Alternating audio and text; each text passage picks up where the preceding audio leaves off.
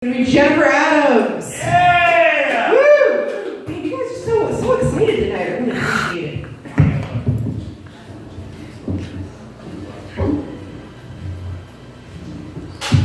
Woo!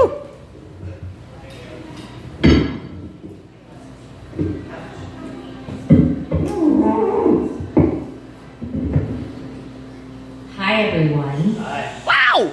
How's your night going? Wow! So I know that there's not a lot of people here, but we can act like a big audience, right? Yeah! All right. So my name is actually Jennifer Lynn Adams.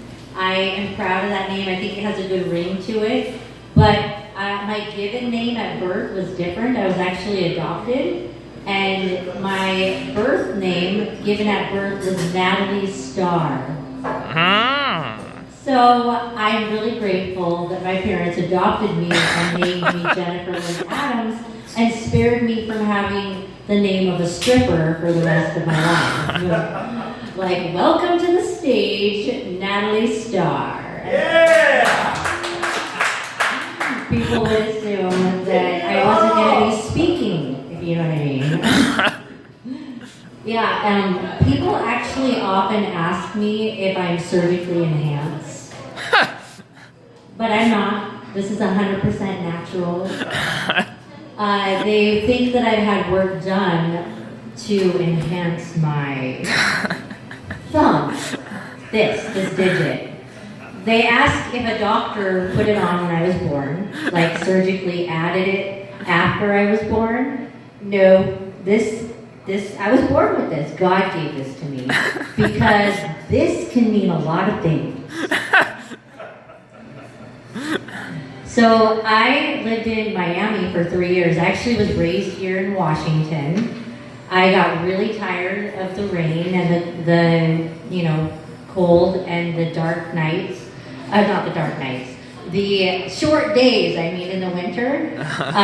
And it was really great to live in Miami. It was like living in a tropical vacation. But I did end up getting homesick. Can you believe that? I didn't think it would happen. I didn't think I would want to come back to Washington. But my family's here, and I really miss them. In 2018, I decided that I was homesick enough that I wouldn't re-sign my lease and I would move back here. But first, I decided it would be a great idea to go spend the summer in Sweden. And so I planned to be there for 2 months, and I, took a direct flight there, got off the airplane in the afternoon, and it literally looks like a scene from Dorothy and the Wizard of Oz, with beautiful flowers and vivid colors. So it was like, I don't think we're in Kansas anymore, Toto. And it is like 24/7 there in Sweden in the summer.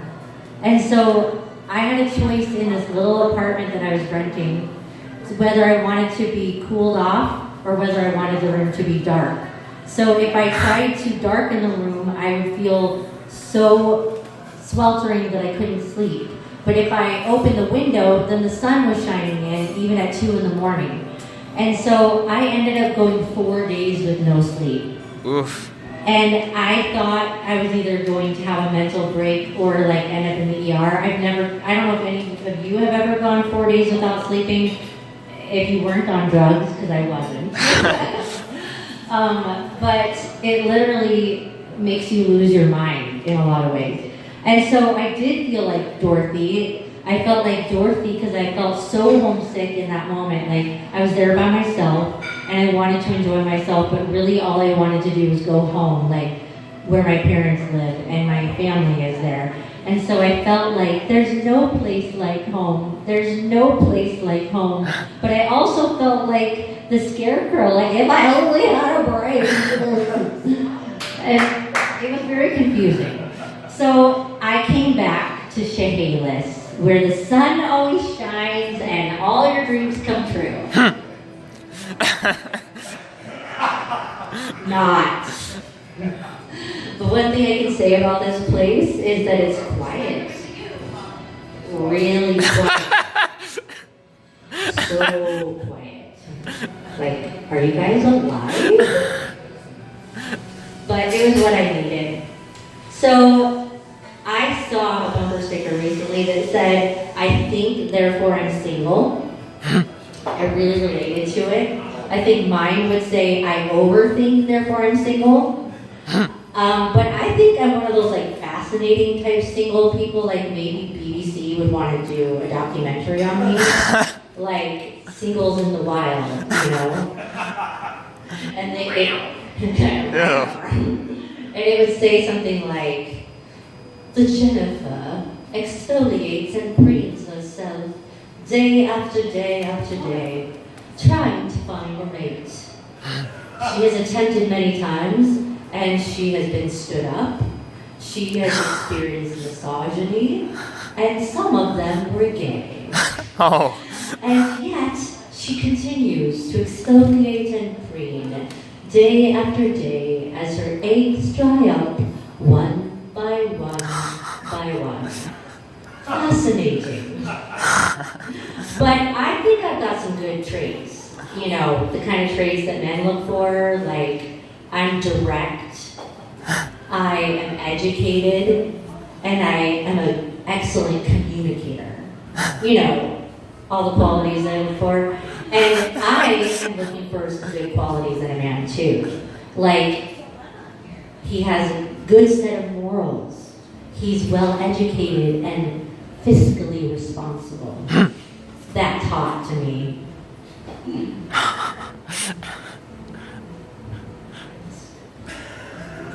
I read books. Woo! Yeah. Not Kindle, not on my phone, not on my computer. I read books. And I recently read that the history of the national anthem actually comes from the 1800s.